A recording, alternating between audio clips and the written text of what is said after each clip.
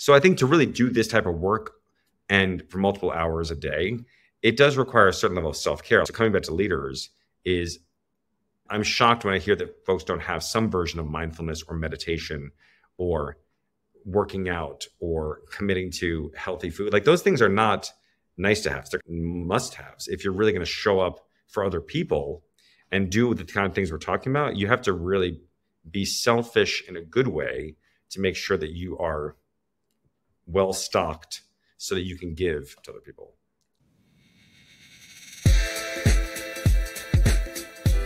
Welcome to 99 Humans. My name is Jeff Lakusta, curious coach and Wall Street Journal best-selling author, striving to understand how little things generate big impact. And I'm Nadia, Carta, tech executive and lifestyle coach with a mission to transform lives and corporations by kindling hearts to generate a zeal for life. Each week, we investigate stories about the human side of leadership to re-energize your spirit and help you become a stronger leader. Because the reality is that leadership is messy, goofy, challenging, but always human. Thanks for spending time with us today. Let's dive in. Thank you, Tom Burke, for being on 99 Humans today. Tom is a speech-language pathologist and voice coach. For more than 20 years, he's helped Broadway singers, Hollywood actors, coached TED Talkers, trained business leaders, and been featured on MTV Made, Good Morning America, Bravo TV.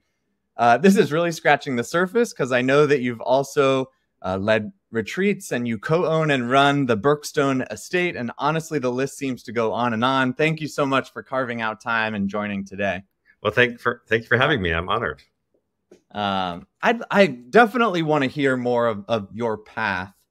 But being on 99 Humans, I really am curious to understand maybe a story or two from your experience working with leaders and folks in vulnerable moments who are in high pressure situations and call you for support on radiating confidence, radiating good storytelling, all the things that actually at 99 Humans, we're trying to get behind the scenes of that sometimes. And you're somebody who gets to see that every day.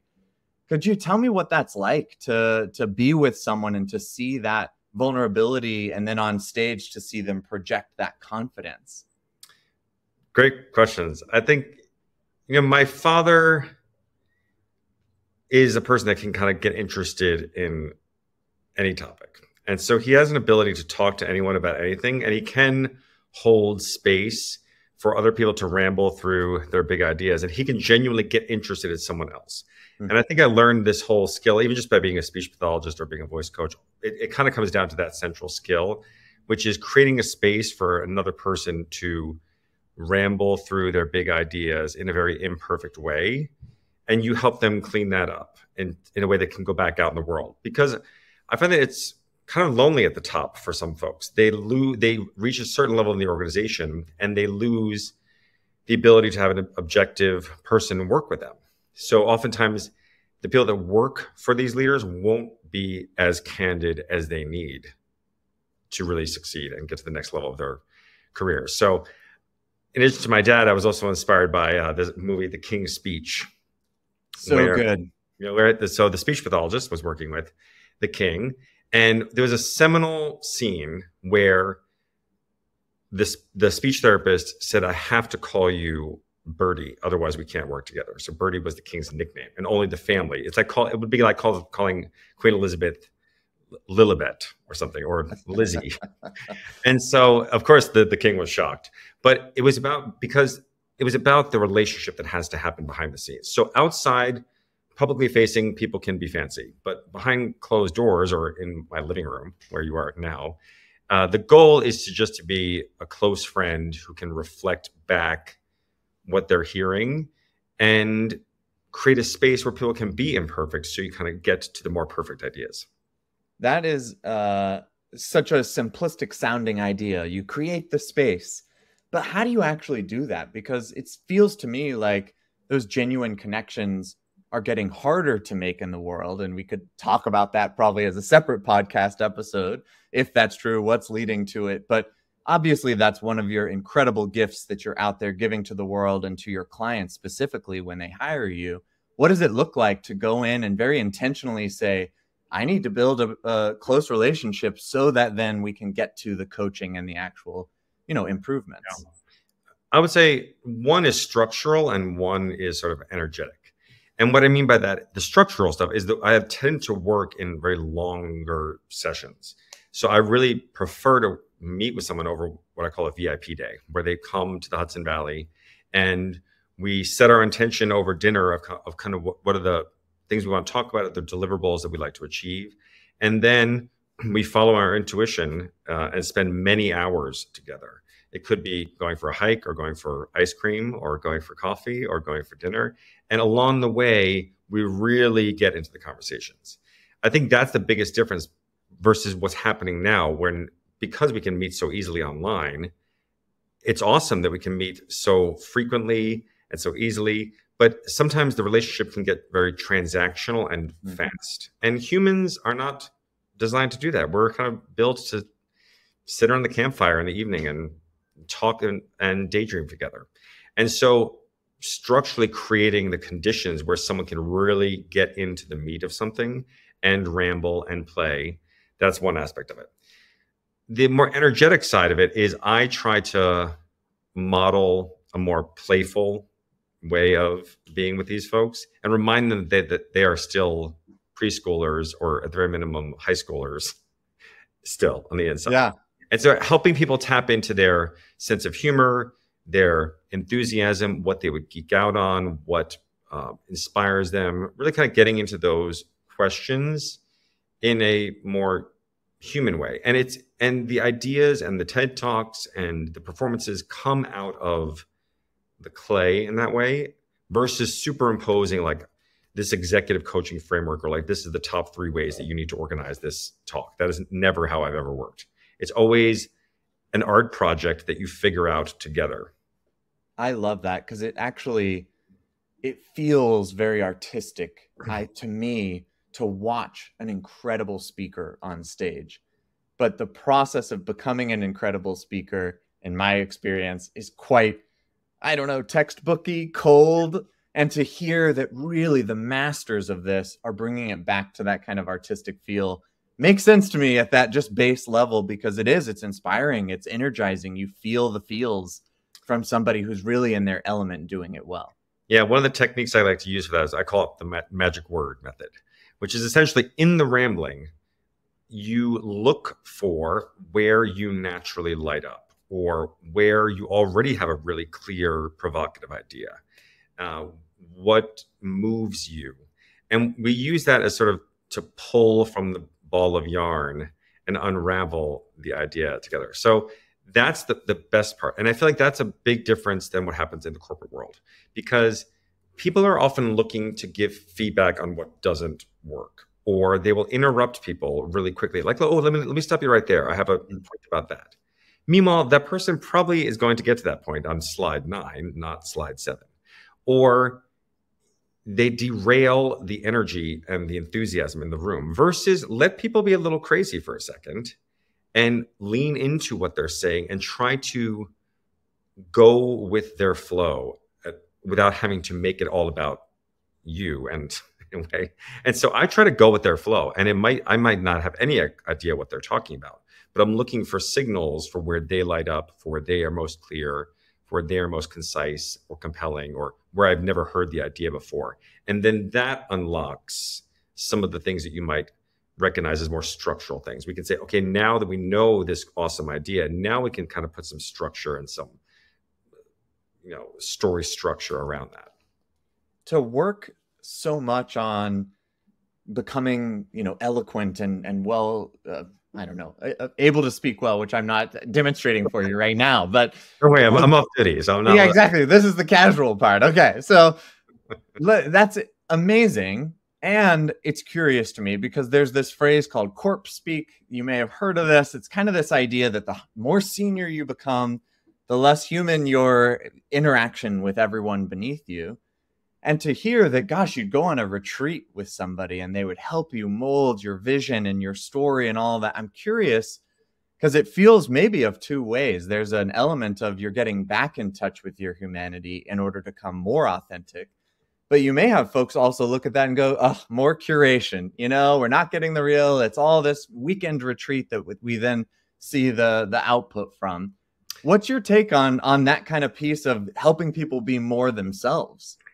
Yeah, I tried to lean into what seems to be somewhat of a gendered conversation in that way, because in working with a variety of gendered folks, I find that there are certain camps of challenges that people experience. Like, for example, so many of my women clients, as they ascend the corporate ladder, have been told they need to they've been told they need to get cold to get to the top. And then they reach a certain senior leadership position, and then they're told they're too cold and they got to warm it back up, which is very confusing. So how to be authentic in this world, it feels like this sort of jerky thing. In the other way, many of my men clients will have been conditioned to be rather aggressive or abrasive or overly direct at the expense of EQ. So there's a certain level of your career where you have to really be empathetic and listen at a deeper level and stretch your imagination to use more poetic language and more visionary talk if you're really going to endear people to you. And so along the gender spectrum, people experience a variety of those differences. But let's say those are the two poles. And in both of those, people have been kind of conditioned or had their authenticity shut down. Mm. And so once again, it goes back to the magic word. Once you find someone 4 hours in, finally drop in, as actors say, when they just drop the act and they become themselves that they are with their best friends. If you can get them to do what they do on one-on-one in a one-to-many situation, that's power right there. And everyone that we love as stars, think of any pop star. Like, I love Pink. I always talk about Pink. Yep, me too. Lady Gaga.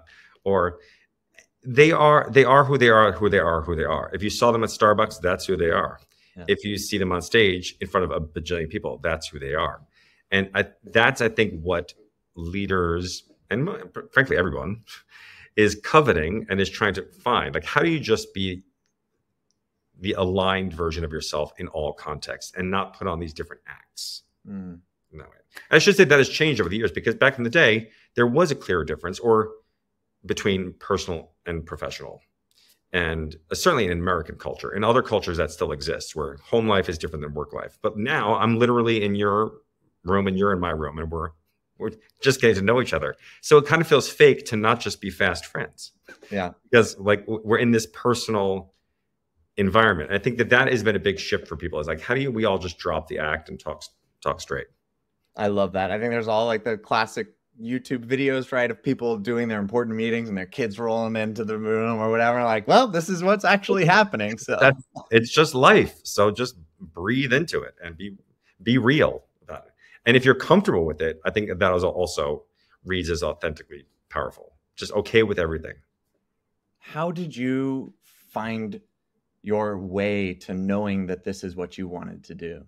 Because it sounds like a lot of the gift you're crediting to, growing up, and your father was really good at this, and that has helped propel you. But did you always know that you wanted to do this? Because I didn't even know it was a thing. So I can't imagine that was true.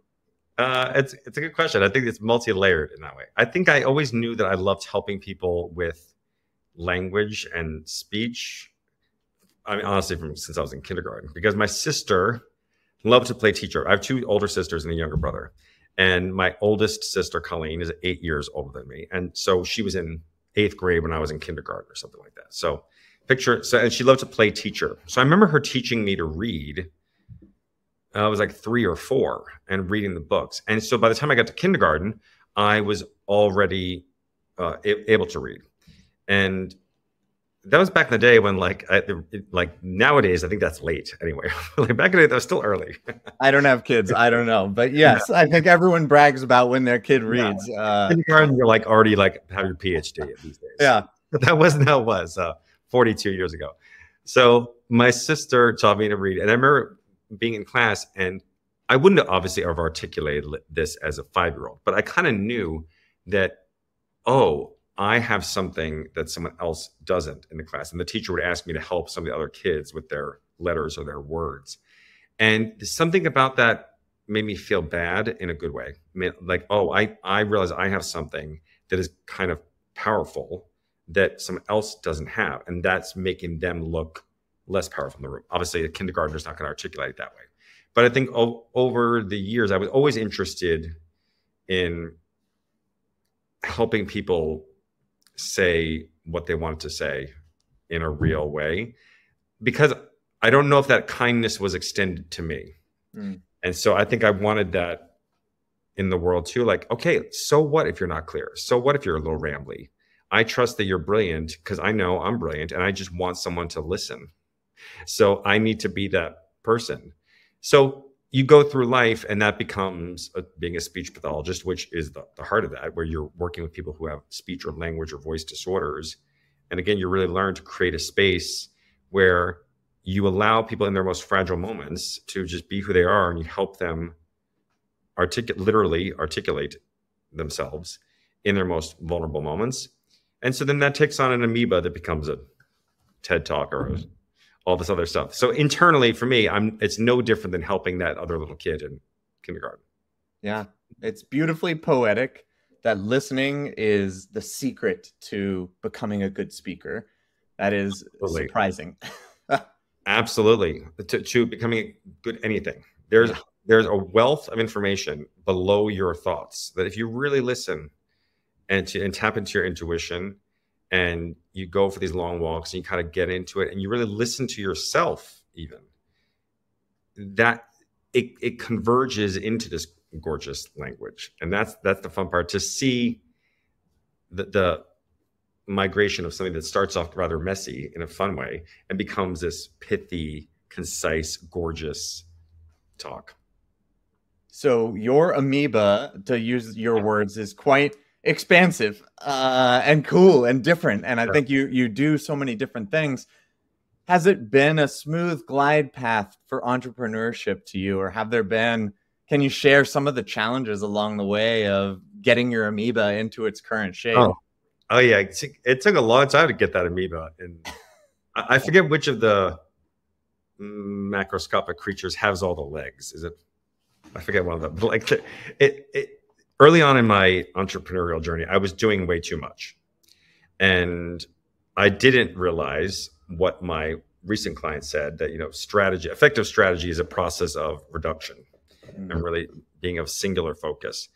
So I had 8 jobs, doing a million different things. I was working in home health. I was working at for United Cerebral Palsy. I was trying to work at Pace University and build my private practice, and also coaching folks at Google. And wow. I didn't know who I wanted to be at that point. And I think to credit my dad, he also said, sometimes, especially in your 20s, you got to figure out what you don't want to do. And I don't even know if that's just your 20s. I think multiple times in your life, you need to get clear about what you don't want to do, so that you can articulate more fully what you do want to do. So it took a while to sort through what aspect of this broad field called speech language pathology did I want to sit in, and kind of come to my own way of doing things, which is, as you said, I don't think of it as too many irons in the fire. I almost think of it as like a diversified life portfolio that keeps me interested, so that, let me back up. You have to protect the gift and whatever your gift is. And sometimes— What do you mean by that? What does protect the gift? I want to protect mine, but what does that mean? You have to protect the gift means that the thing that you love to do or that you're passionate about, if it's overly associated with work, or you're only doing one thing all the time, for me, I would get bored and lose the love. And I feel like not only can I not financially afford to do that, I also energetically can't afford to lose the thing that I love doing. So by diversifying myself, by doing a little bit of artificial intelligence keynote talk, or coaching a TED Talk, or working on a movie, or driving the golf cart at a wedding here that we host at our estate, it keeps the different sides of you nurtured, so that when you come to one of those contexts, you can bring your full self there, and you're not getting burnt out by overdoing it. So I like to nurture. Protecting the gift means like a lot of self-care, a lot of variety, so that I can show up and give them the Tom show. Yeah. You know? Do you feel, or maybe you're beyond this, but maybe in the early days, stressed by, wow, I'm walking into the room with this incredible person. How do you prepare yourself for that kind of engagement? Because it does seem like a high pressure situation. It does feel like a high pressure situation based upon the story one tells oneself. Okay, that's good. So I won't remind you of that then. No, and I think early on, I did try to I didn't intentionally do this, but I would separate myself. I would do the opposite of what we talked about earlier. Interesting. Where I had a corporate version of myself, I had a sort of medical speech pathology side to myself, and then I had kooky actor voice teacher side to myself. And I didn't realize that I was getting clear that was fatiguing to be separate people to separate people. And I can't tell you the day, but there was a moment that I knew that I wanted to stop all that and be me. Like, this is me. I hope I'm the same with you if you were up here and I saw you at a coffee shop or at one of the antique stores and I said, oh, hey, like that. I want there to be a one-to-one relationship between off stage and on stage. And so when you sit with that for a sec and realize that, like, you will never be you again. There will never be another person on the planet like you again. So regardless of one's financial status or educational status or background at all, I'm no less a rock star than Lady Gaga. And so if you really walk in the room like, hey, you're living an amazing, interesting life, good for you. I'm living an amazing, interesting life, good for me. Can we drop all that and just do the work? If that's the energy that you walk into, there's less ego and all that stuff. So I actually never look at people's bios. I never read about them. I don't stalk them on LinkedIn. I try to retain that sense of, oh, hey, so-and-so said we should meet. How can I be of help? Sometimes afterwards I get a little nervous. But like, oh, if I thought it was that person, I might have been a little more nervous. So I've learned to just not even go. That seems like a good strategy, actually, because it's all about authenticity. And if you authentically don't know the background, then that's going to help. Yeah. That way you just show up as not your roles or your professions. You show up just as you. And I like the idea of playing dumb and let the other person, if they need to, have the ego, or if they need to feel like they are in power or like that, that's for them. I don't get the validation from that. I get validation by knowing my joke was in their talk and no one needs to know it's me. I get the validation by knowing that, like, when they put the vibrato on that part of the note in the show, I asked them to do that. That's how I get the validation. I actually don't need the public kudos in that way, but I like to know, like, I put that in there. You can see it because you know what it looked like before. I sprinkled that in there and no one else needs to know. So can you make it real for me and share? Are there any particular clients that you've had or stories or journeys where you've kind of seen this process and could bring it to life of, okay, we're bringing the barriers down. We get to know each other. I see them drop in. I'd love to hear some of that, from a one story perspective. Yeah. Recently, I had the honor of working with my longtime client and friend, Mary Steenburgen, on a movie called Book Club 2. Mary invited me to work with the rest of the ladies on the team, which was Diane Keaton and Jane Fonda and Candice Bergen. So, like, icons. And I had the good scaries because it was hard to not know them. Like, you knew the background. You couldn't avoid that. Yes. Hard to not know. But I said, you know what? I had to really, it would have been awkward having known Mary and Ted to not allowed myself to be part of the family in that way. And so once again, I saw modeled that, wow, they are who they are. And that's what they're bringing in that's not a version of them on screen. Like, that's them. And so I was reminded once again that that's what it's like. And that's what people are endeared towards. And that's what kind of people think is stardom, but I think is really just deep authenticity and a sort of joie de vivre. in that way. And so I've seen it in multiple places where even if I do get nervous, their modeling and their invitation to be authentic then brings that more out in me. Does that make sense? It does. It's incredibly encouraging to hear that the top of whatever the industry is are actually, they found their authenticity again. Yeah. Like maybe we kind of lose it in the middle. It's possible, but really those folks who are out there, you're seeing behind the curtain, you go, yeah, you know, that's what the secret is. The secret is that that's who they really are. Yeah. People, I think at the end of the day, are thoroughly unfancy. Yeah. I think I always say that they're usual people in unusual circumstances. Yeah. So those folks are in unusual circumstances compared to the other folks. But really, at the end of the day, they have families and worries and joys and fears and anxieties and kooky what do we call it? Like kookiness that we all do. Yeah. Thank God, right? That's my reaction to that, is like, oh, okay, great. Like it's not some secret. When you focus on the work, it's just like, let's get to work and let's play with each other. And yeah. I find that that's so when I'm coaching my clients on how to coach other folks, it is a lot about that. Like, hey, at the end of the day, it's about the work and and the spotlight is not on you. The spotlight is always on the client. Like, help them.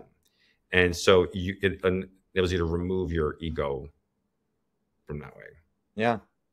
It's I think that is such a hard thing to remember.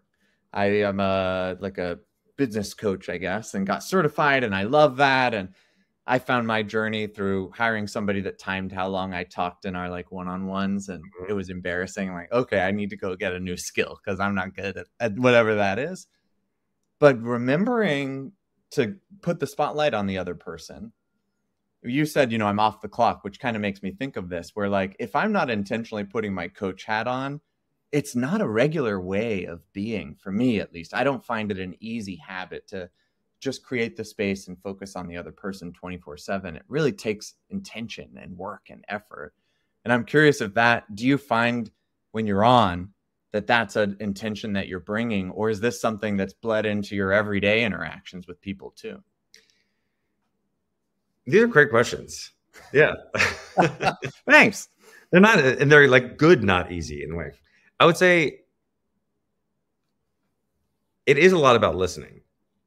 And so when you're putting the spotlight on someone else, you are the audience member. And that helps you not feel compelled to interject or add stuff to it because of a place of like, we all have a little, especially after COVID. I mean, I'm not projecting on other folks, but I imagine there's like some of our social skills may have gone out the window. I know, like, is that the reason? I'm not sure that I can blame it on COVID. But when I go to a cocktail party or like when I, at a bar with friends, I've noticed my like small talk skills have gone out the window. Yeah, after COVID, and because I think that after COVID, you kind of want real relationships too. You know, it was a big reminder of like who you actually want in your life.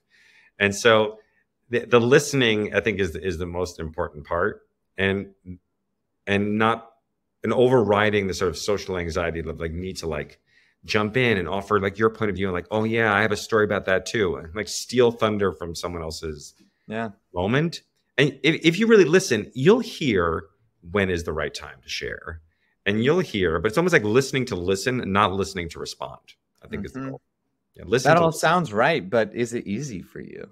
No, unless I'm taking care of myself. Yeah. And I used to struggle with anxiety a lot, and I think a lot of it was food related and sleep related and energy vampires and poor boundaries and not doing my own internal psychological and spiritual work. And so if I am in my high vibe self, it's easy in that way. Yeah. It's fun. It feels just the right way to be. But I can tell if I am tired, distracted, worried, anxious, I've had too much sugar, or drank too much the night before, if I'm not in the right spot, it's hard to not get all in your own stuff, you know? So I think to really do this type of work and for multiple hours a day, it does require a certain level of self-care. Like, so coming back to leaders is, I'm shocked when I hear that folks don't have some version of mindfulness or meditation or working out or committing to healthy food. Like, those things are not nice to have. They're kind of must-haves. If you're really going to show up for other people and do the kind of things we're talking about, you have to really be selfish in a good way to make sure that you are well stocked so that you can give to other people. I love that so much. I think, honestly, like, we get the one vehicle and we're out on a drive, and if we don't take care of it, it's really hard to go the speeds that we want to go and do everything else. Tom, I could talk to you all day. Honestly, thank you. Thank you. As we approach ending, I'm curious, what are you most excited about that you're working on right now? I'm most excited about getting clear about the next iteration of the adventure. Nice. You know, I think there is an expansion and a reduction phase to life. And as you mentioned, I was doing lots of cool things. I'm interested in joining those into one thing.